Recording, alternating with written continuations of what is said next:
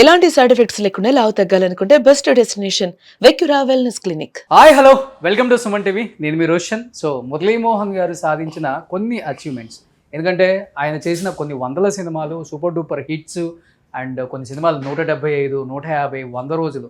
ఆ రోజుల్లో 100, 150, 175 అంటేనే సినిమా సూపర్ డూపర్ హిట్ అనమాట. ఇప్పుడంటే వారం రోజులు ఆడి సినిమాలు వెళ్ళిపోతున్నాయి, కానీ ఎంత పెద్ద సినిమా అయినా కానీ ఆ రోజుల్లో అక్కడ కనపడుతున్నాయి కొన్ని సినిమాలు. అటు వెళ్దాం. బట్ ఆయన సాధించిన కొన్ని అచీవ్మెంట్స్ ఆయన మాటల రూపంలోనే చెప్తారు. ఎక్కడ అంగుళం పొట్ట కూడా లేదు నీకు ఎక్కడ. ఇప్పుడు మనకున్న జర్నలిస్టుల్లో మంచి స్టైల్గా, ఫ్యాషన్గా, ట్రిమ్గా, అందరితో కలివిడిగా ఉండే వ్యక్తి రోషన్. చాలా ఆత్మీయంగా ఉంటాడు. ఎప్పుడు ఎన్నో ఏళ్ళగా పరిచయం ఉన్న ఒక వ్యక్తిలాగా ఉంటాడు. ఒక కుటుంబంలో తమ్ముళ్ళలాగానో లేకపోతే ఫ్రెండ్ లాగానో ఉన్నట్టుగా ఉంటాడు. అంత సింపుల్గా, అంత జాగ్రత్తగా, అంత చక్కగా అని ఉంటాడు. రాబోయే రోజుల్లో ఆయన కూడా ఎప్పుడొకప్పుడు హీరో అవుతాడు, మంచి యాక్టర్ అవుతాడని కూడా నాకు ఆలోచన ఉంది. అవుతాడు అని కూడా నమ్మకం ఉంది. అలాగే బిజినెస్ లైన్లో కూడా దిగాడు. మెల్లగా బిజినెస్ మ్యాన్గా కూడా వాళ్ళని మనస్ఫూర్తిగా కోరుకుంటున్నాను. Good luck, god bless you.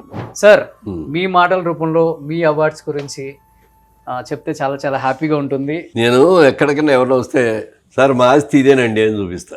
అవునా? ఓకే. ఎందుకని అంటే ఒకదానికి ఒక చరిత్ర, ఒక గుర్తు. అది చూడంగానే ఒక అన్నదమ్ముల అనుబంధం సినిమా షీల్డ్ ఉందనుకోండి. ఎన్టీ రామారావుతో చేశాను, బాలకృష్ణ గారితో చేశాను. సినిమా ఇన్ని రోజులైంది. నాగేశ్వరరావుది ప్రేమాభిషేకంలో 10 అవార్డులు వచ్చి ఉంటాయి.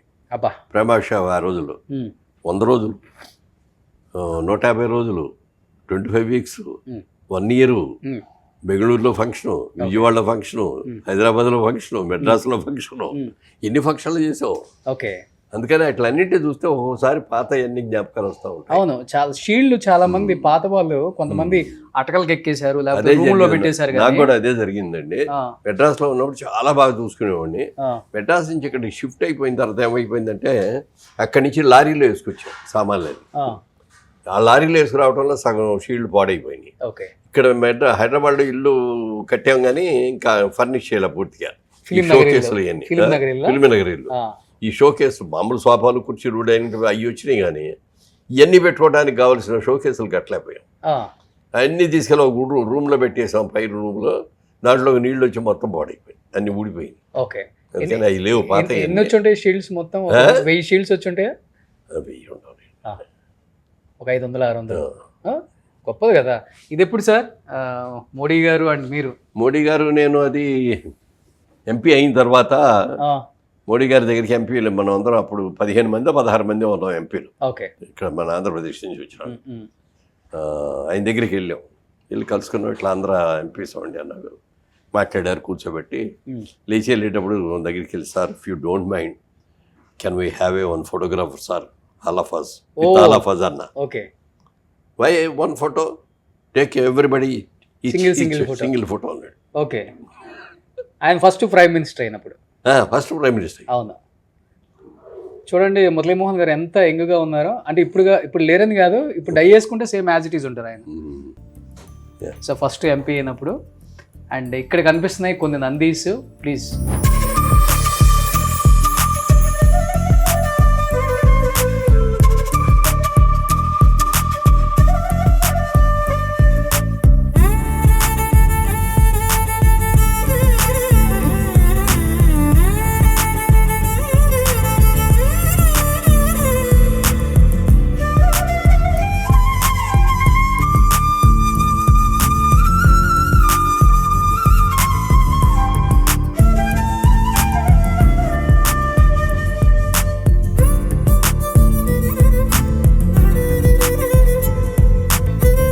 అప్పట్లో నందులు అంటే చాలా ప్రతిష్టాత్మకం. చెప్పాలంటే చాలా గర్వంగా ఫీల్ అవుతుంది నంది అవార్డు మాకు వచ్చింది అంటే ఆంధ్రప్రదేశ్ గవర్నమెంట్. ఎందుకంటే గవర్నమెంట్ మామూలు వచ్చే షీల్డ్ అని వేరు. అవును, ప్రభుత్వం గుర్తించి అప్పుడు. ఎందుకని ఈ మధ్యన అవార్డ్స్ మానితే కూడా ప్రతి దాంట్లో కూడా సీఎంల దగ్గర నేను మాట్లాడుతున్నది అదే.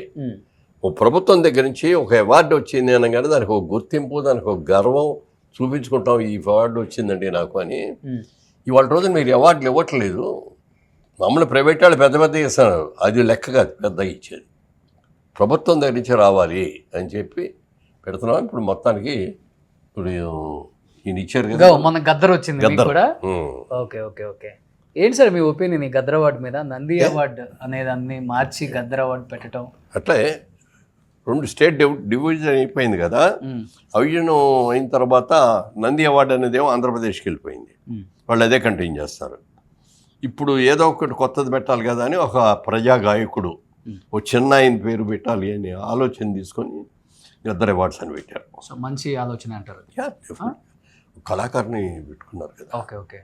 సో ఇక్కడ కనిపిస్తున్నాయి నంది అవార్డ్స్ సార్కి 1 2 3 4 5 6 7 8 అప్పుడు వెండి నంది అవార్డు ఇది. అదే అవును.